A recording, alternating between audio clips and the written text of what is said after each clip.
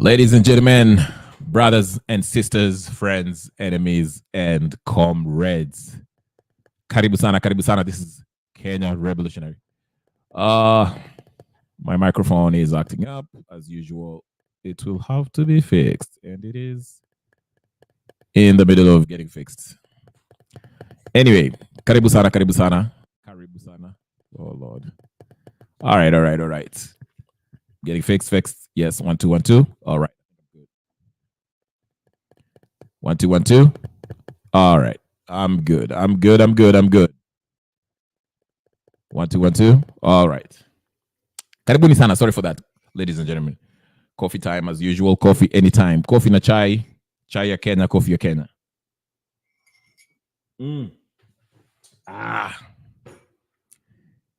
Yes, ladies and gentlemen, brothers and sisters, friends, enemies, and comrades. Karibuni sana. The first order of business, you know what it is. Please go ahead and like the video and subscribe if you haven't subscribed. If this is your first time, go ahead and subscribe. Subscribe now, like now, wake a notification on. Let's get it on. Mada ya leo. Dead and unidentified bodies found. Koome resigns. Who is to blame? Who did this? Are these the people that have been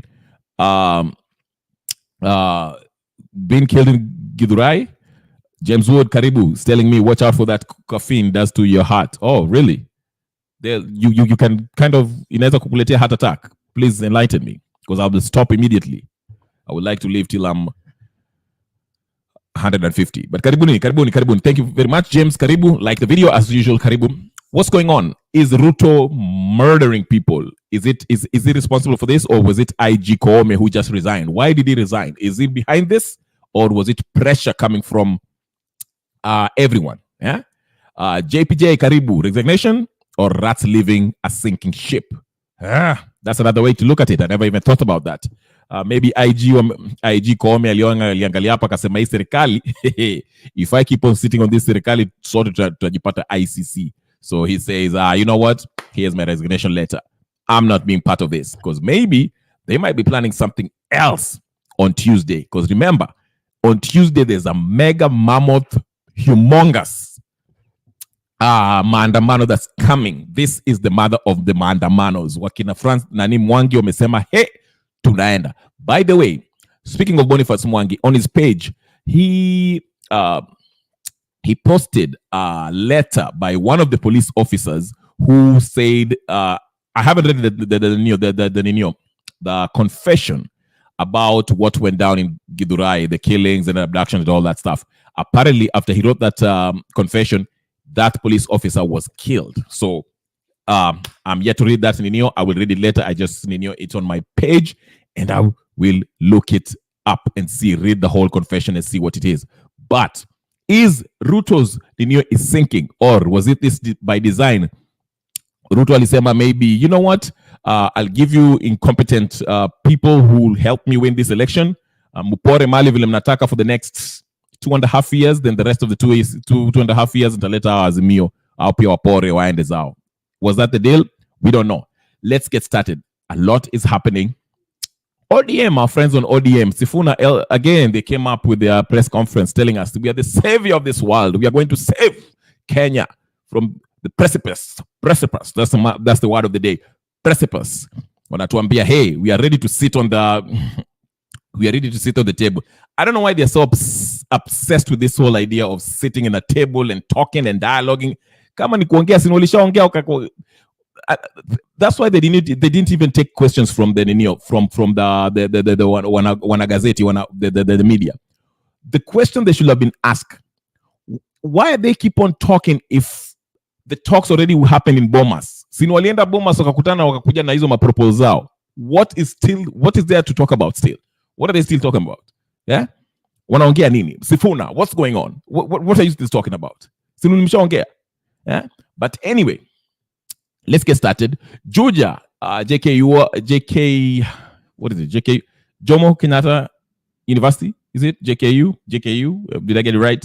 The university students were protesting, in commemoration of their lad who was found shot. I think his name is Denzel something, a young man who was found killed, shot and found somewhere. I mean, this is, if there's something that's going to bring down Ruto, it is this killings and abductions. Okay, and now a lot of people are suspecting that the people that have been missing, the people that have been abducted, might be the people who are being, their bodies are being collected in that, is it Kware? That might be them. That might be the case there. But it is appalling if you see the pictures of those ninio. They're disturbing pictures. Yani niliona hata mguu ya mtu imekaa hivi. How we need to look into this. That was a massacre. It needs a proper investigation needs to happen. But the Azimio side are playing politics with this. Okay, they came out and called for the IG to be fired. To me, I think this was a pre-planned. Walichaskizana na Ruto when they met at that KICC, watafukuza the K Ninio. That's why Ninio came. But for me, let me say, okay, let's look at the political side of it. Let's not look at. I'll come to the criminal part of it. Let's get to the political part of it. For Azimio, who are very excited right now, because they know they are going to get some positions. Some of them, they are going to get a position in this government. It's going to be the worst decision ever to do, joining this government. How are you? I don't know if they know or they just don't care. I think they're in their own one, because they're talking as if Azimio is this, ODM to be specific, because the Azimio, they're not speaking in one. The Matakaruas, they're not buying into this talks and negotiations and whatever the case is, dialogue. Oh, they're out of it. Okay, now Malu are out of it. Even Kalonzo is backing out of it. So it's ODM. ODM. But I'm saying this. ODM are going to sink in this sinking ship with Ruto. I don't know why they can't see this. They're so excited that they shall ati yao pia wataingia kwa serikali sao ndio watapewa hizi CS jobs ambao imekuwa vacant. Failing to understand that this is a sinking ship. But of course, this is what they wanted. And they're talking in the press conference as if ODM is such a huge party that's bigger than Kenya. And I'm looking at this, Sifuna, I'm like, what are you doing? Really? What are you doing, Sifuna? And your Mbadi and all the rest. What are you doing? We'll get to what happened today. We get to Tuesday is coming, and Tuesday is serious. I'm telling you, Tuesday is going to be a serious day. Be ready. Mko ready? Let me read this letter by this Odimwits. ODM, whatever. Because in the midst of this, a country that is faced with, these protests, and the protesters are very clear. The Gen Z, who are the face of this protest, have been very clear, and they're still clear about what they want. They are saying Ruto must resign. Ruto must go. He has to resign. So for the for the ODM people to come out and they're still talking about Sujui we shall sit at the table, we shall help Sujui bring this. Who are you talking to? Sifuna already told us that they're not speaking, they're not. What is wrong with these people? Let me read you their letter today. I'll read you the letter and I'll bring people in. I'll put them in on a link in a few minutes. Let me just read this letter so you can feel. They're talking as if they're speaking as if ODM is this big party that represents the whole Kenya, and they're the only one who can rescue this country from the precipice. I don't know how these people they don't get it. They do not get it.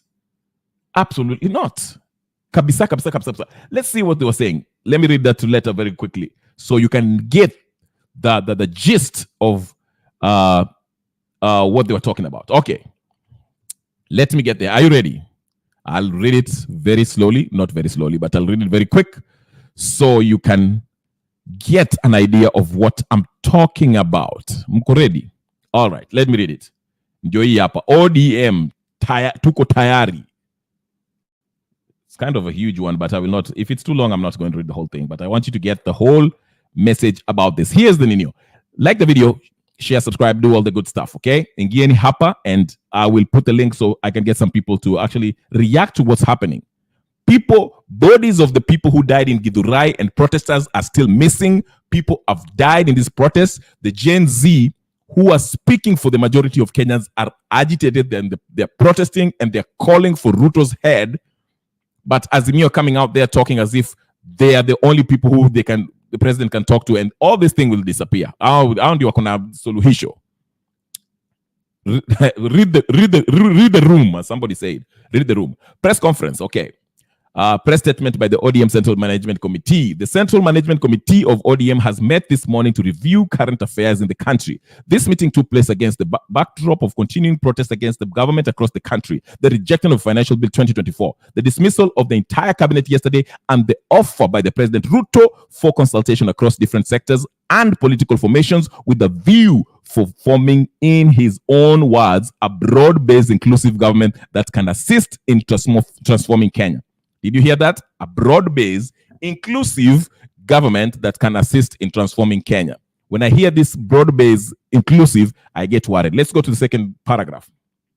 We stand ready to support the country come up with measures that can restore lasting peace and stability and address the long-standing issues like unemployment, the unending search for justice and equality, fighting corruption, negative ethnicity in our national life, instill a tradition of meritocracy, and appointment into public office, and ending unfair and punitive economic and taxation policies. This conversation, is our view, must come ahead of other conversations on the structure of our national governance going forward.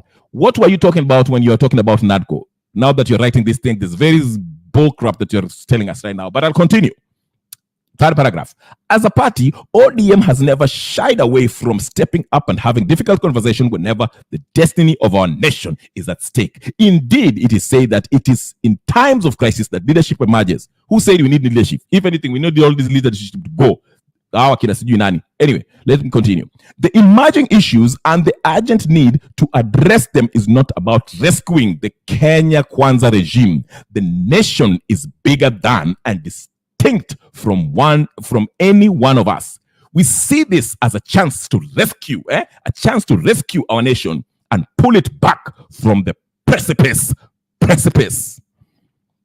I will call Sifuna Mr. Precipice. They are seeing this as a chance to help this country from the precipice. Shenzi kabisa. Let me continue. We therefore welcome these developments in the hope that they will mark the beginning of honest and earnest efforts to address the myriad issues expressed and disappointed angry youths and a huge segment of the Kenyan population. As a party, we shall not fear to engage with the country, and when we do, we shall not do that in fear. We believe in fighting injustice and dictatorship in all their manifestations because we believe every single member of this country has a right to hold opinions, to express those opinions, and to be heard. This entire crisis was precipitated by a failure to listen to each other. It cannot be resolved by the same attitude. There is no table ODM will not go to. If destiny is our nation is the main agenda, ODM will not object to the presence of any other person or group of people on the table, no matter how outrageously different their view of the world is from ours. Shenzi kabisa. This is ADM. To conclude, if you're still there, I hope you haven't fallen asleep yet. In order for us to have this national conversation, we call on the government to take certain immediate steps to create the necessary environment. The decision to fire his cabinet was a good start in our view. But the feeling across the nation, across the country, is that there still exists an atmosphere of fear that makes it impossible for people to speak freely. Ruto must immediately fire the IG of police, the Nairobi police commander, and apprehend all police officers implicated in the murders of over 200 innocent Kenyans in peaceful protests since last year. We call for a national amnesty for all persons arrested or charged in connection with protest and compensation for all victims of police brutality. Time is of the essence, fellow countrymen. Senator Edwin Sifuna, MP, Secretary General of ODM, tuko tayari.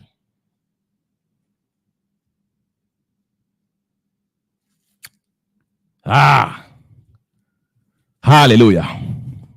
Hallelujah. Hi. Okay, Maurice Otieno says the ODM is at party, they have a right. Here's the problem. Here is the problem with ODM. They're a party. Okay? The majority of Kenyans are angry, and they're being represented by Generation Z, Gen Z. And the majority of Kenyans are saying, we do not care about a dialogue. We've been having dialogues. They've yielded nothing.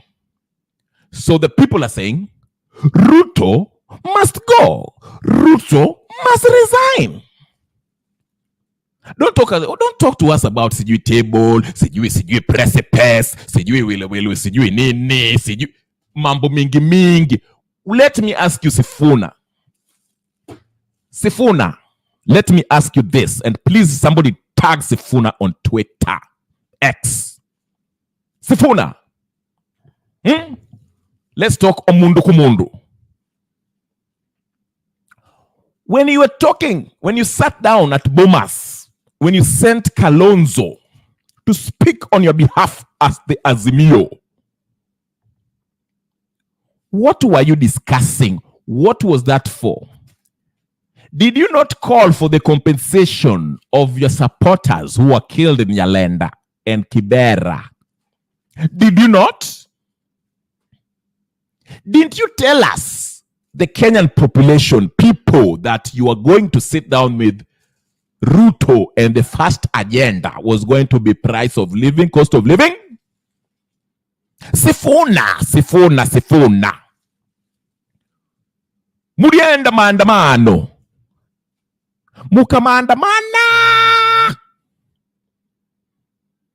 But then Raila came and told us he's going to AUC, and maandamano ended. But before the maandamano ended, I remember Ichungwa went to, what is that place where Raila kuna ofisi yake, and signed that he agreed with the proposal, NADCO proposal, NADCO proposal. And you were satisfied with whatever proposal you had. So mukaskizana na hiyo NADCO, mkakubaliana na maandamano iliisha. So now Gen Z wameona kwamba nyinyi mko na mchezo yenu ya sijui NADCO na kuanza maandamano na alafu mnaenda mkakutana kwa Bomas. Gen Z are saying they don't want dialogue. They want Ruto out. Inje. Resign. Toka. Why then, Sifuna, and you as ODM coming to tell us that you want to dialogue, you want to sit on the table, sijui we need to talk? What are you talking about? ODM is part of the Azimio, and Azimio, you had already agreed on that NADCO proposal. What is the dialogue for? Okay, ulijifanya ati ulisema ati you are representing ODM. If you went there as ODM, Sifuna, please, somebody tag Sifuna. Let me put the Ninio. Let me put the Ninio. I'll put the link here so Sifuna can see this and come in. I want to talk to Sifuna. If you went there to protest, I mean, if you will lead a press conference that you want to talk to the president, you want to sit down with the president for an inclusive government. You went there as ODM. The protests that are happening in the streets across the country, they are calling for the resignation of the president of the Republic of Kenya. They are not calling for ODM to sit down with the president. They're not calling for a dialogue. They are not. That's why Raila alisalimiwa na amechange number.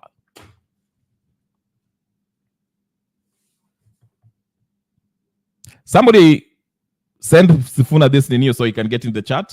Wacha ni invite mtu anataka kuingia ingia hapa. Kwa sababu hizi mchezo zimezidi. This mchezo imezidi. Sifuna came out and told us he's going there as ODM. If he's going there for ODM, let him not mention even the people who died. Because those people who died did not go to the streets in the name of ODM. Let him go there as ODM negotiating for a government of inclusivity. From what I understand, the Gen Z who represent majority of Kenyans were not going to the streets for a government of inclusivity. They are not looking for dialogue. They want Ruto to resign. And they want justice. So ODM, when you go to negotiate for power at the State House, do not mention the Kenyan people. Don't mention what is happening. You just go there and say, we as ODM, we want to be part of the government. Usiende hapo usi mention jina sijui ati the people in Kenya. No. Wacheni hiyo mambo. Semeni nyinyi as ODM party. The lines are open. Mkitaka kuingia ndio hiyo. I won't be here for long today. Jana unajua nilikaa nje kweli. But I want to hear your view. Because Sifuna has lost his mind. Mbadi has lost his absolutely his entire mind. Wanatumia hizi vifo na hizi protest kuenda kuongea na Rais Ruto. Wanaitaita jina za hao watu walikufa. Wanaitaita jina za hao watu wa Gen Z ambao walienda kuandamana. Sinao hawakuenda kuandamana. If anything, when Gen Z were in the streets, they were saying, sisi hatuendi. Ati vile tuliwaita maandamano hamkuenda, sasa nyinyi endeni peke yenu. Wakaona kama ninio vitu zinachenga, vitu vichenjanga. Sasa wanajifanya ati wanaingia. This is what I'm saying. Political class. This is not the time to play politics. This is not about time to play politics. Ati mnajifanya hivi. That's not the time. It's not the time. The fight is against Ruto. We want Ruto to get out. Na sio tafadhali.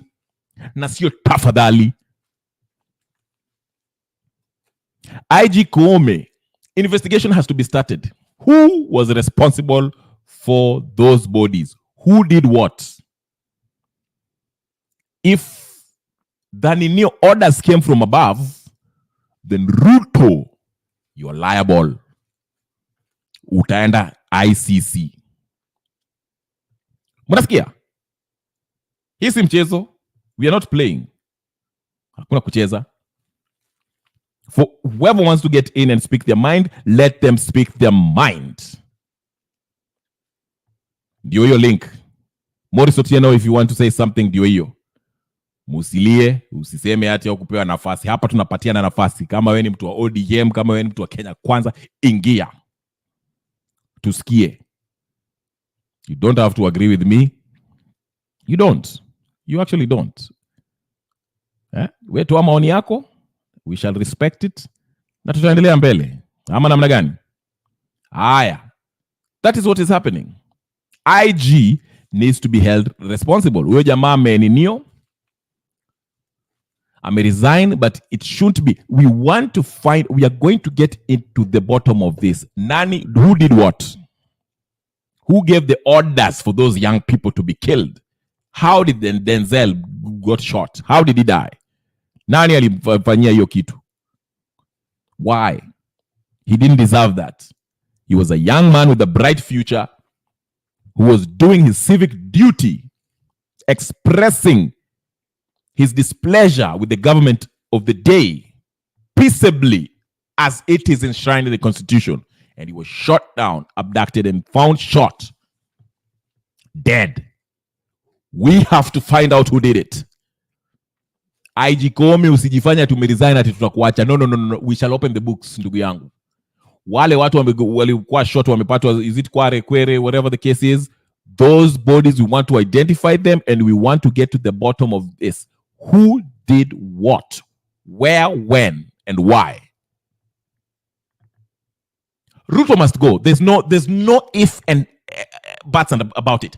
Ruto mpaka aende nyumbani. And guess who else needs to go nyumbani? Nyinyi ODM nyote. Nyote. Anybody that goes to that dialogue needs to go home immediately. What are you dialoguing for? Sini mlikuwa na ninio NADCO. Tena dialogue gani tena? What other dialogue do you want? Eh? Nyinyi mnacheza sana nyinyi. We are not going to play these games. We are not. We are not going to play these games. We can't. We cannot. We cannot. Like, ladies and gentlemen, like the video tafadhali. Na subscribe kama uja subscribe. I won't be here long today. Ni furahi day, but I want to hear what you have to say. Kwa sababu what is happening is unacceptable. Tuesday is the D-Day. Tuesday ndio siku, ile siku. By the way, at night I heard mapolisi walianza kuchapa watu, the university students that were being that were protesting. Walianza kushambuliwa na mapolisi again. Being beaten up for what? For simply protesting.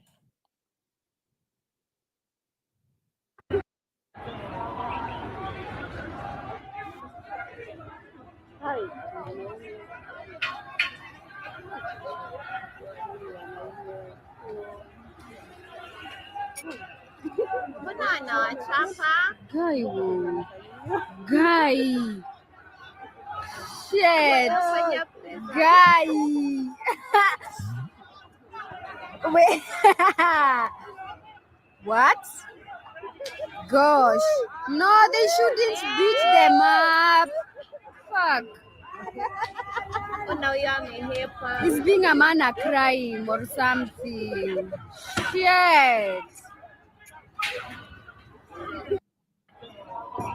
Why are they beating the protesters up?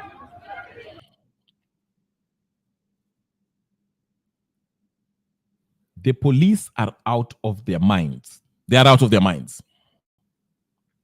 Wamezidi. But Juja youth, I salute you. You showed up and you showed them.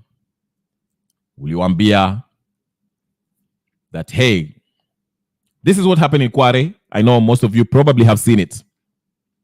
Very unfortunate. Very unfortunate. But nakwambia on Tuesday will be a day Ruto might as well leave the office. Aende kwa Museveni.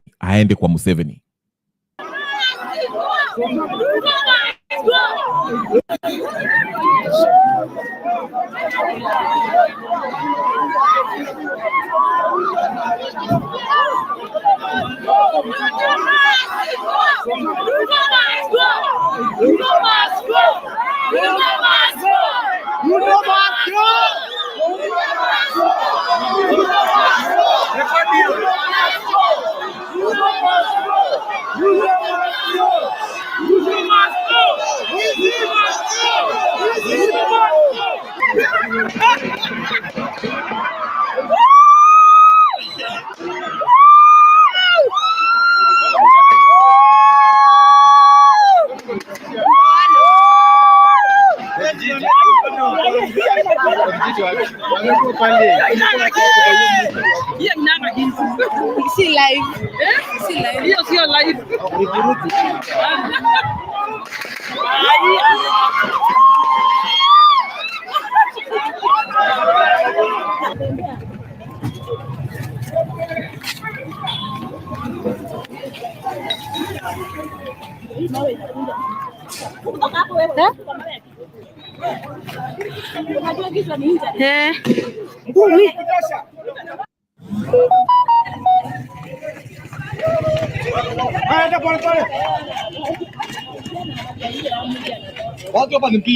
Shimo ifunikwe.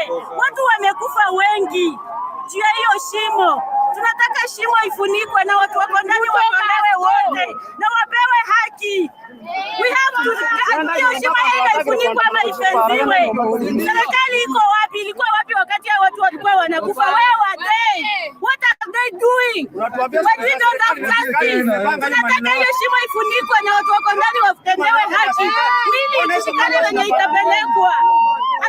watu hawezi wajipata na kamba zifanane.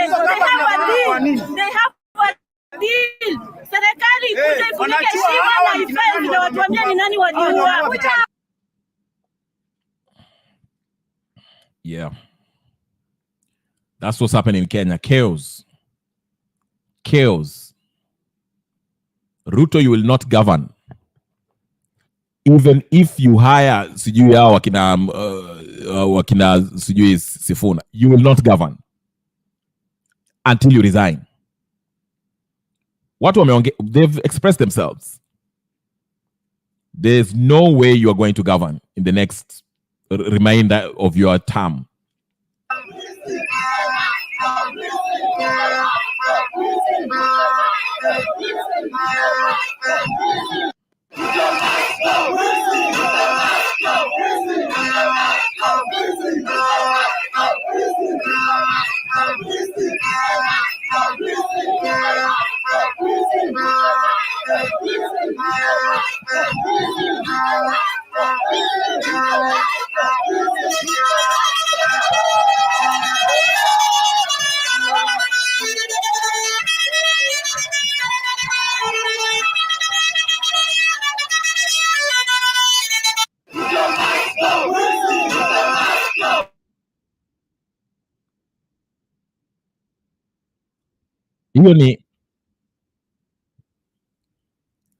Hiyo ni hasira na Tuesday hata haijafika. Tuesday bado haijafika. By the way, there's a petition that has been filed urging the court to declare the National Assembly unconstitutional. I think this issue was addressed. By the way, for shits and giggles, we have to play even Nganga. Anyway, I have to play this. This is just hold on.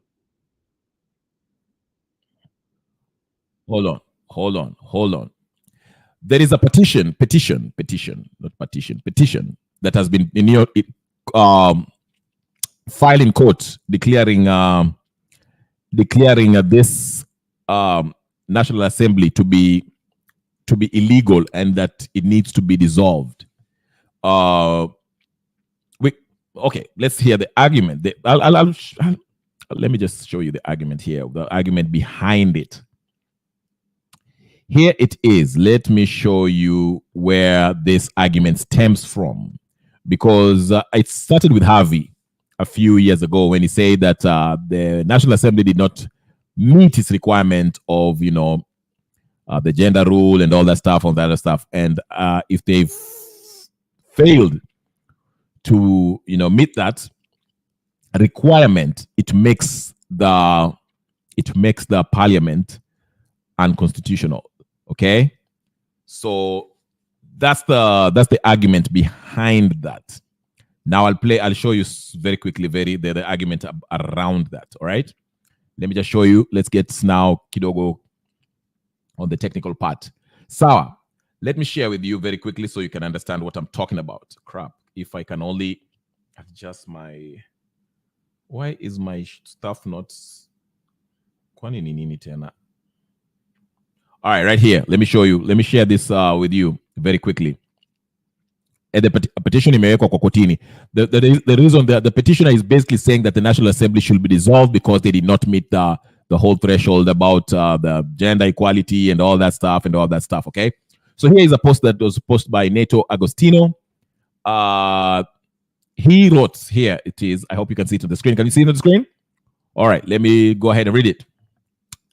I was agonizing on how we could send this National Assembly and Senate home as well, without the agony of long winding recall Article 102 of Constitution of Kenya to 2010 that sets the term of the parliament to the next general election being taken into consideration.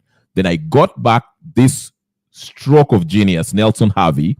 This parliament is unconstitutional by dint of Article 27(8), Section 8 or whatever. It is not compliant with the 2/3 gender rule, as well as Article 54(2) on persons with disability. Then he tags Marilyn Kamuru, Waikwa Wanyoikwe, Action Aid Kenya, Global Fund Women, UN Women, UGM Party, Dana Gichengo, Katiba Institute, and Kovao. Shall we invoke these ones, then start the country on a path of reconstruction after the general election? So basically, if you don't understand, what they're saying is, like I was saying before, and I think this is what the whole petition is all about, because Nelson Harvey had already brought this up some time back during Uhuru's regime. Basically, this parliament is unconstitutional by not abiding by Article 27.8. It is not compliant with the two-third gender rule, as well as Article 54.2 on persons with a disability, okay? So that's the whole argument. But again, he had Waikwa responded to that saying, NATO, yes, this is the most constitutionally clean way to dissolve parliament. The 13th parliament was under an obligation to pass the laws. It has not. A petition should go to Chief Justice asking her to advise the president to dissolve under Article 261. So since they did not meet this threshold that is required by the Constitution, Waikwa argues that since this has made, Chief Justice should go to the president and ask him to dissolve the parliament, the National Assembly, under Article 261. Okay, so they were looking for a way to dissolve this. Then, unfortunately, well, not unfortunately, but I think Miguna also responded to this, and he made a comment on that and gave reasons why this might not work out. Because I'll just give you the main reason is because the judiciary might as well, we know how the judiciary is. Most likely it's been compromised. But I will give you the argument that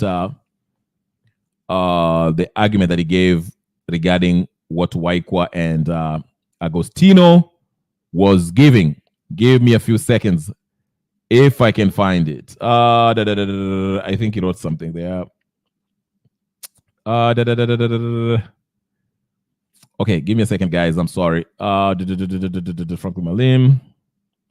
I can find it.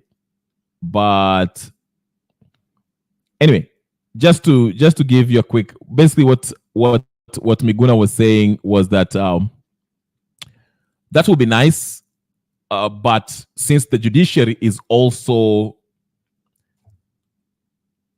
it's also compromised, you do not expect the Chief Justice to advise the president to dissolve the parliament under Article 261, because the judiciary are just as compromised as other arms of government. So that might not be a way to get this parliament to be dissolved. Of course, if the parliament is dissolved, naturally we'll have an election, a fresh elections immediately after that happens. So that is something that he said will probably not work out. But a petition is on. We'll make a petition. Somebody put petition. I don't know who it is. Actually, I didn't even read the article, but I will read it. So there it is. The Ninio, it's on. Kuna jamaa ameweka hiyo Ninio, so it's on. Jamaa is trying their luck and see if he works out. I don't know if it will work out, but again, here it is. Here it is, ladies and gentlemen. Here it is when he's responding to that. So again, regarding that, this is what Miguna said about that. He said, that's a strategic trap. You would be beholden on the Chief Justice and the Supreme Court to do the right thing. So again, like I say, you'll be basically depending on the Chief Justice, Koome, to do the right thing. Do you think the Chief Justice will do the right thing? Given the pressures, Zakayo will threaten her, or whatever the case is. I mean, we can just take the case of the housing levy. Anyway, so here he says, yes, that's a strategic trap. You will be beholden to the CJ and the Supreme Court to do the right thing. But what if they don't? What if the neo-colonial institute decides to fortify the incurably defective and compromised National Assembly, and by extension, the collapsing executive, and the rules against the petitioners as their imperialist handlers will advise them to. But even assuming, for the sake of argument, that the CJ, Martha Koome, delivers an advisory opinion to William Ruto recommending that he dissolves parliament, where is the guarantee that the tyrant will comply?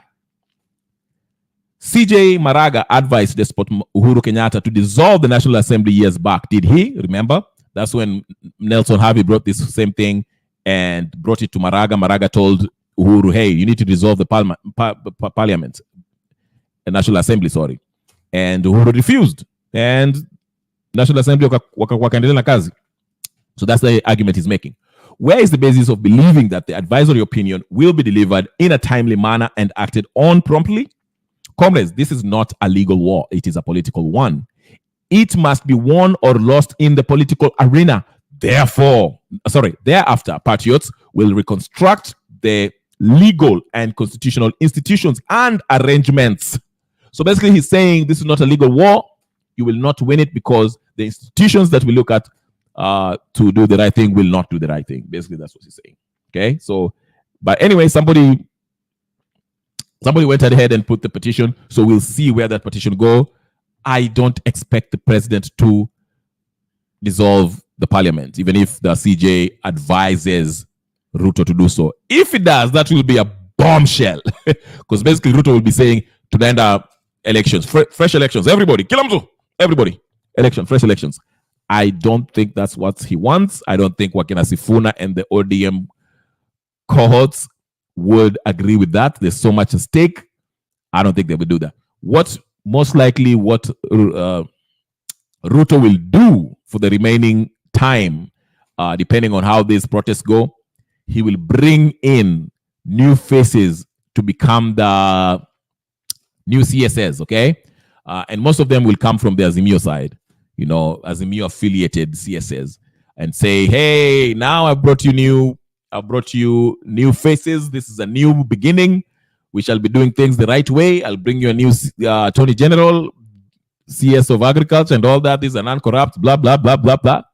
And try to convince you that, hey, things will go smooth. I already passed the IBC amendment bill. Msijali, we'll have election in 2027. Things will be smooth. Enjoy the ride till then. And the Azimio folks, at least ODM part, will be supporting him. They'll be, yeah, Mr. President has made some, we recommend, Sifuna has already started saying that. So you'll hear there's ODM and Kenya Kwanza, they'll be like, okay, now we are on the right path. We are working to bring things together. We are going to talk to Gen Zs and we are going to make things, blah, blah, blah, blah, blah. Watajaribu hiyo sarakasi mpaka 2027. But that's why I'm saying this is all up to Gen Zs. Gen Zs will decide how long this thing. Gen Z will actually decide how long Ruto stays to power. If he stays till 27 or not. So they have to fight not only Ruto and the remaining, what remains of the administration, they have to fight the politicians that are the MPs and the senators that remain. Remember, the fight is also going to the counties too, mind you. I'll show you. It's going to the counties too. It's a multi-thronged, faceted fight. And you do not want to be, the target of this, whatever is going on with these guys, because with Gen Z, hata ama senators wameanza kuangaliwa. Wanaangalia, hey, nini, what's going on with them? Please switch off your television and find where you can get Kiswahili. Today I want to speak with English because my friend, Minister of Barabara, you have gone home. Stupid. Go. I told you, you'll face the consequence. Even I'm coming after you. I swear before God, I'll challenge you until even in your grave, you will tell people that there is God in heaven. There is kila mtu atabia. Thank you very much, Your Excellency, for kicking these people out. I don't know kwa nini hukufukuza ule alisema tunatumia simu ya nini. Sijui kama Amenda. Oh, ni mbunge huyo. Nilifikiri ni minister, ageenda tuka. Kama ni mbunge ule wachana naye. Mbunge na wachana na mbunge tu. Tulikuwa nataka hawa kubwa. Tumegonga wangapi? Tumegonga gapi? Wote. Hata Kidiki.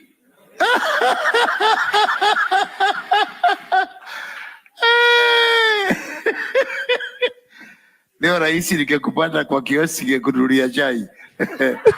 Sasa ni vile siwezi kukupata nikekununulia chai. Kick them off. You remember? The laugh is classic. I swear. But I said from day one. Anyway, enough of that.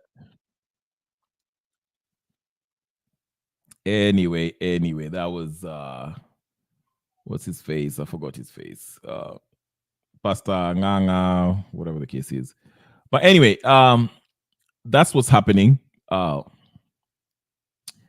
Like I said, the fight is not stopping at the national level. Yes, it's as if, you know, everything that's corrupted, whether it's the county government or the Ninio, they're going after everybody. Anyway, ladies and gentlemen, brothers and sisters, it's Friday. I will end it here.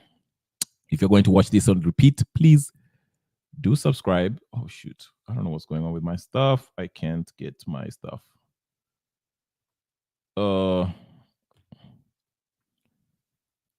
Subscribe, share, like, comment. And yeah, if you're going to watch this on repeat, please do that. Really, Lugari, what's up, Lugari? Let me see what's Lugari saying. I really doubt if anyone can board in a sinking ship. It's so clear Ruto is going down. As bad as ODM are they really that foolish? I see a situation where no one will want this CS position. I'll correct you. Let me show you something before I wrap this up. Let me show you something. I don't know why my thing is not working. Okay, let me just show you really something. These people, they are looking for these Ninio jobs. What's that MP Kalu? Is it Kaluma? Yeah. Let me show you something really quick before today. Let's see. Where is it at?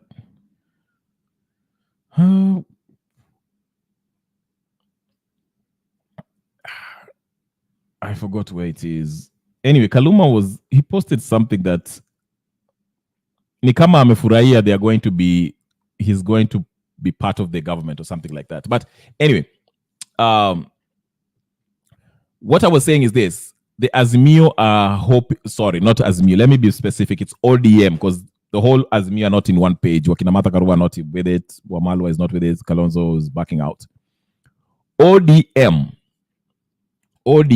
they've been wanting this. They've discussed this. This is something that they want, and they're speaking as if they already. Ukisoma hiyo ninyo yao hata their previous ninyo, they wanted a handshake, government of national unity. What do they mean when they say government of national unity? You saw what the president said. When they start talking about inclusivity, that's what they mean. They want to bring in people from the opposition. That's basically what they mean, without not so many words. So hii ni kitu walishapanga kitambo tangu siku za ninio. The only problem is that, you know,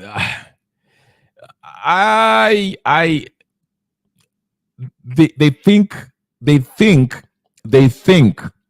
our Kina Sifuna, they think people are still with them, like the majority people are with them. You know, they think Gen Z they think they're the darlings of the Gen Z. Gen Z don't see them as the problem. All the work Sifuna had been doing to try to become Raila's successor might have gone down the drain. Absolutely. Yes, he's really working hard to bring himself down. I don't know what got into him. I don't know what they promised him, but he is not making the right choices. I told Sifuna, I told you. Sifuna, I told you. As long as you unaendelea na nanio Azimio, you are not going to go anywhere far. You'll destroy yourself. Azimio is a poison chalice. Unajiharibia. I'm telling you. His response was when he responded the other day na ile ninio yake vile alikuwa anasema after people rejected their ninio, rejected their I'll just one for shits and giggles, I'll just play it one more time so you can get what I'm saying. Crap, if I only can. All right, here it is. Here is Sifuna. Let me just play Sifuna one more time. After this sentence hapa ndio Sifuna alianza kuharibu hapa.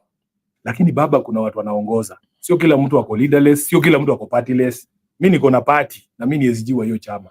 So pia sisi tuko na stake kwa nchi na hatuwezi kaa tu kama leaders ati tunyamaze na vitu zinafanyika kwa Kenya. Unaona? Ile tyranny tunasema, tyranny ni kitu mbaya. So wao si walifanya space yao na rais. Uliona Sifuna ama Raila huko? Hapana. So kwa nini Raila akienda kuongea pia yeye? Kwa sababu Raila anaongoza watu. He's a leader. Kuna watu Kenya wako, sio kila mtu ni leaderless. Kuna watu wako na leaders na pia hao leaders wanataka kuongea kwa sababu hii nchi ni sisi wote tutaijenga. Baba hajasema anaenda kuongelea Gen Z. Gen Z wamesema wako leaderless, walimwambia yes sio kiongozi wao.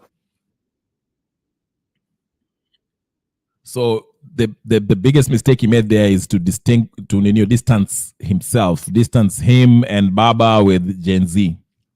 Because he have said Baba hakusema anaenda kuwakilisha Gen Z. Big mistake. Because now you've already said, okay, wewe unajiendea kama as ODM. And Gen Z makes the majority. You're not going to win this war, nani. Ujamaa anaitwa nani? Sifuna. Sifuna, you are messing up. Lakini shauri ni ya nani? Shauri ni yako nani ati Miguna. Sifuna. Shauri ni yako. Shauri ni ya nani? Shauri ni yako. Kaluma said something very funny. This is what he said. This is what Kaluma said. Let me show you something. Kaluma is the MP from somewhere in not Rift Valley. Somewhere in Nyanza. I forgot where. I forgot what MP is from. This is what he said. This is what I'll just nini from Maguna's page. They're trying to now wanaanza kuwakilia nani. Unakumbuka kitambo when Uhuru was messing up once Raila alishikana na kwa handshake na Uhuru, they started blaming Ruto. Ruto is messing up, ako karibu akashikana na Raila. Now they're blaming Rigathi Gachagua. Sasa sikia hao majamaa. Here Miguna is saying this sorry, let me expand it.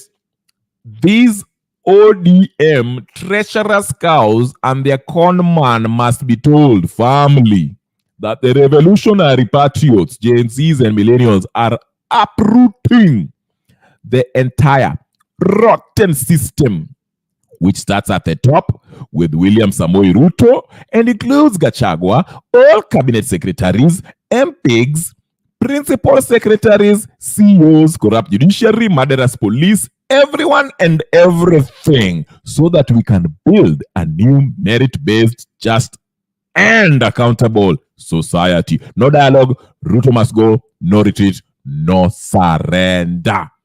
That was a response from this guy right here called Peter Kaluma, who said, we must liberate President Ruto from the blackmail of Gachagua. We must liberate Ruto from blackmail ya Gachagua. Unakumbuka, it's the same playbook. When Uhuru was messing up, everyone was saying, ni Ruto ndio Ruto is sabotaging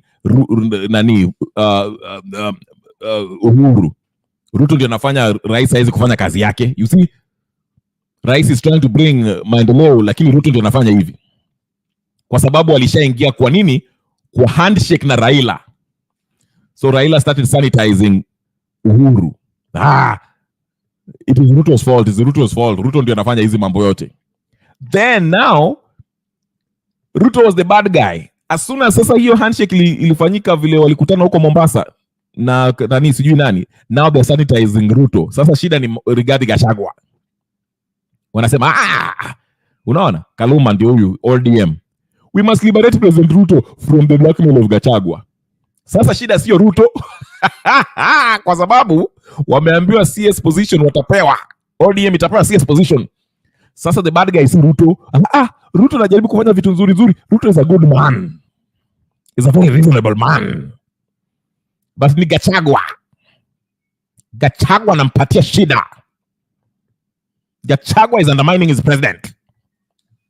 The same playbook. Every time they get into a handshake, wanaanza kupiga nini, wanaanza kupiga the deputy president. Every time. Uhuru akifanya kitu mbaya, ile corruption ilikuwa inafanyika huko, loan inachukuliwa huko, sijui nini, watu wanachinjwa. William Ruto ndio anafanya Uhuru asifanye vitu. Sasa hivi William anaua watu Githurai, aliua watu Nyalenda. Watu wameshaingia kwa handshake. Sasa unasikia watu wa Kaluma anasema we must liberate President Ruto from blackmail and Gachagua. Ruto is actually a hard-working person. Gachagua ndiye anamsumbua. Gachagua is a tribalist. Unaona akizungumza saa yote Mount Kenya. He's a tribalist. Gachagua needs to be akae mbali na rais. Rais means well. Utasikia hiyo ujinga kwa sababu wameingia kwa handshake. Sasa wanataka kupewa hii kazi ya CS. Utaanza kuwasikia wakisema, they'll start saying ati, you know, Ruto is actually a good man. He's a hard working. He's trying to build. Unaona alifuta ama CS na akaleta IBC mpya. Ruto is a good man. Ni Gachagua tu. Gachagua ndio problem. Gachagua is the problem. Gachagua is a tribalist. Yeye ndio shida. Kwa sababu washaingia kwa handshake. Hey, ODM. Vile mlingia handshake na Uhuru. Sasa wakaacha kusema mambo ya Baby Pendo, wakaanza kuacha mambo ya Msando, wakaanza kusema mambo ya Baby Mora. Sasa ile mambo ya Rivayala wakawacha. Sasa mambo ilikuwa no. Actually Uhuru is a very good man. Uhuru is a very honest person. Very good. Ni huyu Ruto huyu ndiye anakimbia huku anapatia rais shida. Even Uhuru cannot do his job. Uhuru cannot do his job because Ruto ameingia kwa serikali, amepata ushindi, is a president now, akakuwa mtu mbaya. Ruto. Zakayo, they even call him Zakayo. Wameingia handshake. Sasa unasikia Kaluma. No. Ruto is not the bad guy. Ruto is not the bad person. Sio Ruto. Ni Rigathi wa Gachagua. Rigathi is a tribalist. Rigathi. Rigathi is evil. He's the one who is making Ruto not work. Kwa sababu wameingia kwa handshake na yeye. Wameingia handshake na. Akiza ingine tunabebonga ufala and some people buy it. But thank God Gen Z are not buying. Gen Z wamesema kila mtu katika hiyo serikali ikuwe upinzani ama serikali ya Zakayo William Samoei Ruto, mpaka mwende nyote. Hakuna mtu anabaki. Kila mtu. Ruto toka. Hii mchezo ati sijui Rigathi ndio mtu mzuri, sijui Ruto ndio mbaya, sijui Ruto ndio mtu mbaya, sijui vice. Atuendelee na hiyo mchezo. Hiyo mchezo imeisha. We are done. Hiyo siku za hizo inaisha. Imeisha. Please. Imeisha. Hiyo mchezo ya kublame sijui nini, you are all rotten. Ukiangalia Ruto, he had corruption cases before once he became a politician, even before he became president. Ukiangalia Rigathi, he had corruption cases before he became a deputy president or whatever. Wote ni wachafu. So Gen Z and the majority of Kenyans are not saying Rigathi is evil and Ruto is good, Ruto is evil, and all of them are corrupt. All this opposition are corrupt. Endeni nyumbani nyote. Endeni tokeni. Yote. Kila mtu. Everybody. It is not a matter of this and this. No. Nyote. Kila mtu ende nyumbani. Wakati wenu umeisha. Mchezo wa ukabila na mambo mengine imeisha. Hatutacheza hii mchezo. We are not going to play this game. Nyote muende nyumbani. Nyote. Ruto, beba vitu vyako, toka. Rigathi, toka. Musalia, toka. Kila mtu toka. Raila, toka. Kila mtu kwendeni. Hii protest iendelee mpaka Ruto ashuke. Yote na serikali yake. Sisi yes peke yake, nyote. Hakuna dialogue. Dialogue mtaka kuandika, ongeeni mkishatoka kwa serikali. Muende mkaongee dialogue kwa Museveni huko. Si Museveni ndio mnaitaka mkitaka dialogue, muende kwa Museveni. Inje must go. Sifuna, hata wewe toka.